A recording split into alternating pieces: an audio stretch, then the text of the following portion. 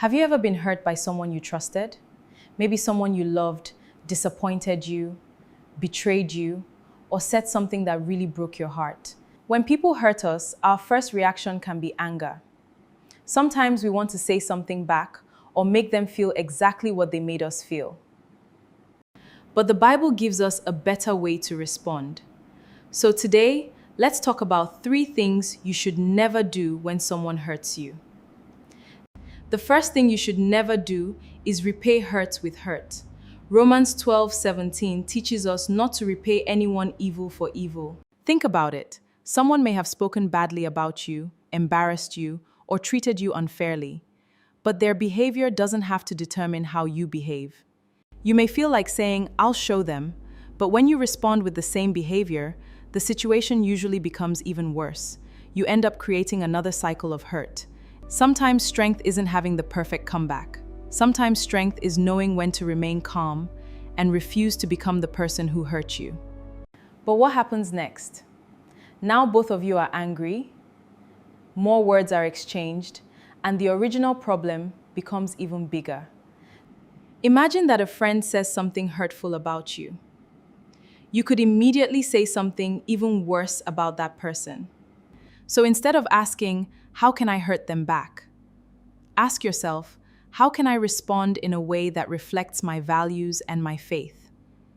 The second thing you should never do is allow anger to control your actions.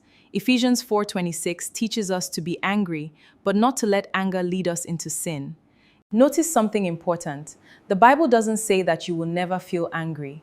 Anger is an emotion, but you don't have to allow that emotion to make your decisions. When you're angry, you may want to send that message immediately. You may want to call the person and say everything that's on your mind. But sometimes the wisest thing you can do is pause. Take a breath, pray, and give yourself time to calm down before you respond. A response made in peace can be very different from a response made in anger. You don't have to answer every situation immediately.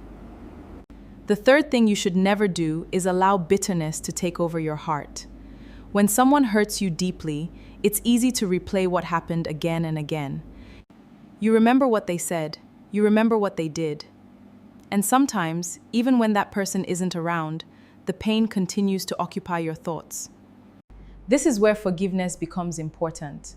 Forgiveness doesn't mean what happened was okay, and it doesn't mean you have to pretend you weren't hurt. Forgiveness also doesn't mean you have to keep allowing someone to treat you badly. You can forgive someone while still having healthy boundaries. So what should you do when someone hurts you? Instead of revenge, choose wisdom. Instead of reacting immediately, give yourself time to calm down. Instead of allowing bitterness to control your heart, choose forgiveness. And when necessary, create healthy boundaries that protect your peace. Don't allow someone else's behavior to decide the kind of person you become. Your character is still valuable, even when someone doesn't treat you well. If someone has hurt you recently, remember this: you don't have to repay hurt with hurt. You don't have to allow anger to control you.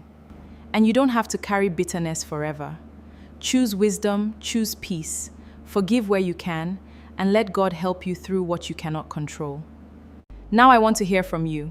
Which of these 3 lessons do you think is the hardest to practice? Controlling anger, forgiving, or refusing to repay hurt with hurt?